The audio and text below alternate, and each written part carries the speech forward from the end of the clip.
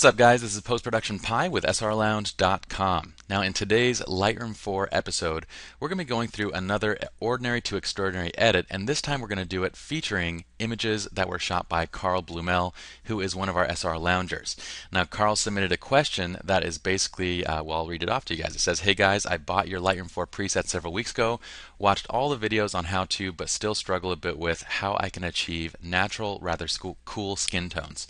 Now, Karl did attach an example, but we don't have permission to show that example, so we're not going to show that. I would recommend that if you guys attach examples, include the photographer's name and references, so that way we can at least show the image and refer to their work and give them credit and everything, so everybody knows what we're going for.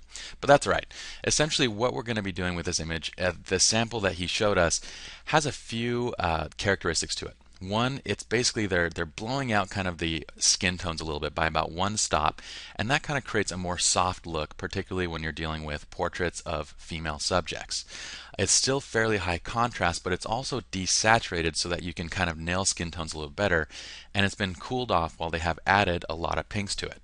So Karl submitted two of his own images, which are the images that we're going to be using for this tutorial, and let's get started. As usual, we're going to go through this using the Lightroom 4 preset system, and then we're going to show you guys exactly how we pulled it off, just with the basic settings over here, so those that don't have the preset system can benefit as well. Alright guys, let's get started. We're going to go into Lightroom. I'm going to go full screen, and let's just briefly go over how Karl shot these images. Now, they were taken on a 5D Mark II at 1/400th of a second, 2.8 ISO 160 on a 50mm 1.4, and it looks like, oh yeah, they're shot at 2.8. So nice shots right here. We have another one right here we're going to work on as well. This one is shot at 2.2, very similar settings, both on his 50, the nifty 50. I love the nifty 50. You get good shots out of that thing. 1/2 video a second, 2.2 ISO 160. Alright, so fairly basic, good portraits that we can work on, and let's start with this image. Now what we're going to do is we always say start from, when you have the preset system, start from the closest point of where you want to go. So basically what we want to do is create a nice soft portrait look with this image, and so what we're going to do is start off with the soft portrait standard color preset. Now, there's a few adjustments we want to make to this, so let's go to our base adjustments from here. We're going to add one stop of light. We're going to do a portrait flatten just to smooth out some of the highlight tones. We already have softened the detail a bit. We're actually going to do a bit more in a second. We're also going to go down to blacks, and I'm just looking over here in the navigator just to see where I want to go with my blacks. And I'm going to do, say, a medium darken, just so it darkens my blacks a little bit more. Next, we're going to drop down to saturation, and with these types of images you want to do a light desaturation. And the whole purpose behind that is because with skin tones, it's really difficult to nail skin tones exactly where they're at when your image is oversaturated, because you're going to have like little bits of color and stuff like that that fits into the kind of shadows on the skin, and those are going to be really hard to basically correct out. Especially, so basically what you'll have is you'll have correct skin over kind of the highlight areas, and then you're going to have oversaturated skin in the shadowy areas of the skin. So to fix that, we just do a little bit of desaturation on it. Now, because this is a close-up portrait, we're going to do medium noise reduction, which is going to smooth out our skin a little bit more. This is one of those things that I would do if I'm not planning on taking this image into Photoshop. It'll do a bit of skin smoothing over the pores and stuff like that. Again, if I'm going into Photoshop to do editing, I wouldn't do this. This is one of those kind of quick shortcuts just for Lightroom only type edits. Alright, now at this point what we're going to do is we're going to go into our basic adjustments. You can see what we've done here is we've raised up exposure so it's about one stop overexposed, and you can see how it makes the skin tones look already a lot more flattering because it lifts out all the lines and everything on the skin. Now we're pulling highlights and whites down a bit just to kind of flatten out those highlights a bit. We're pulling shadows and blacks down a bit just to add a little bit of more contrast to the image. Now, one additional thing I want to do is just drop the clarity a tiny bit more. We can go down to even -20, even -25. I'm going to leave it at -20 because we're going to do a little skin softening on this as well. And that's great right there. Now all we got to do from here is dial in our tint. And these cooler images that have kind of more of they're kind of more of a soft pink look to them, basically just have boosted tint. Okay, so we're going to boost tint to around let's go up to about +45, and then we're going to take our temperature up just a tiny bit to add just a little bit of yellow back into the skin, and we're just going to tweak around until we get to the right mixture of tint versus temperature. And I think right about here is good. Okay, so 5100 on the temperature side, 45 on the tint side, and now we're going to create this new preset. We're actually going to include this preset in our preset system because it's a good one to have, and we'll include this with actually the next update. So let's go over to the presets. We're going to hit plus. We're going to hit check all, uncheck lens profile, transform, and chromatic aberration. Now, whether you want to include white balance or not is up to you. Just know that these images have to have additional tint basically to get that pink look to them, and they have to have kind of an adjustment to the temperature to make sure you have kind of a proper skin tone. I'm going to include the white balance adjustment, and then basically from image to image you're just going to make minor modifications. If you don't include the white balance adjustment, it's okay, but you typically will have to make a much larger adjustment if it's not included. So let's include the white balance adjustment, and the best way to do that too is just to pick an image that has a relatively accurate white balance, so that way you know, okay, when my white balance is correct, this preset should come out correctly every single time. Alright, so we're going to hit create, and we'll kind of modify and tweak this before we release it in the preset system. And I totally forgot to do one major thing, which was actually name it and put it in the right place. So let's do that now. We're going to put it first in the My Mixology folder, and then it should appear at the bottom, and we're going to name it. And it's going to go right after our standard black and white. Let's right click, hit rename.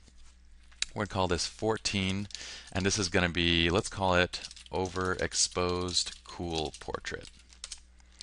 Okay, so it should appear right there when we have the overexposed cool portraits. Now we're going to do a bit of retouch on this just in Lightroom, but before we do that, let's apply it to our last image too and see if we get the look that we want. So I'm going to go back to this previous image.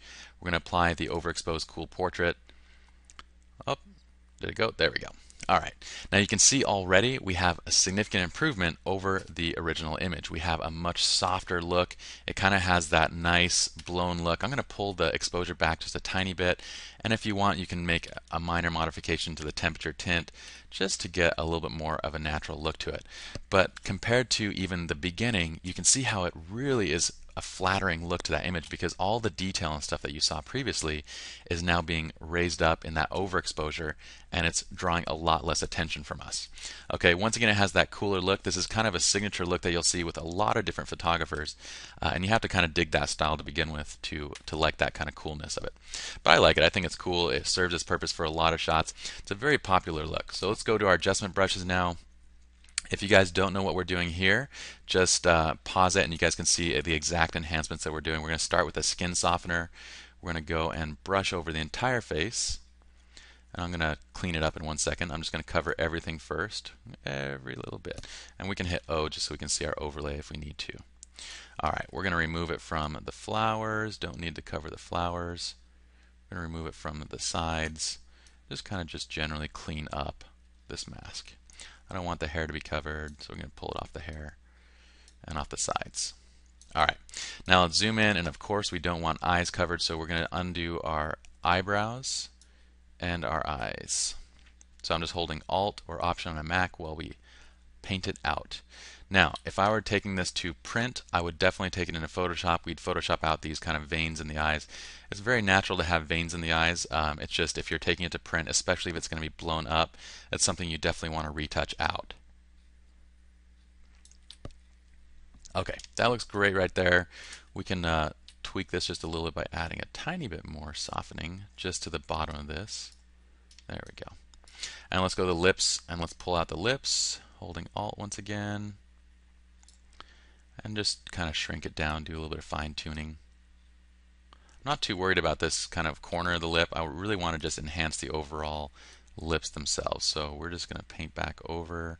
It's okay if we cover the corners. We just want to leave the lips intact. Alright, so let's unclick. Well, let's actually hit new on that and let's just check it out. That looks fine right there.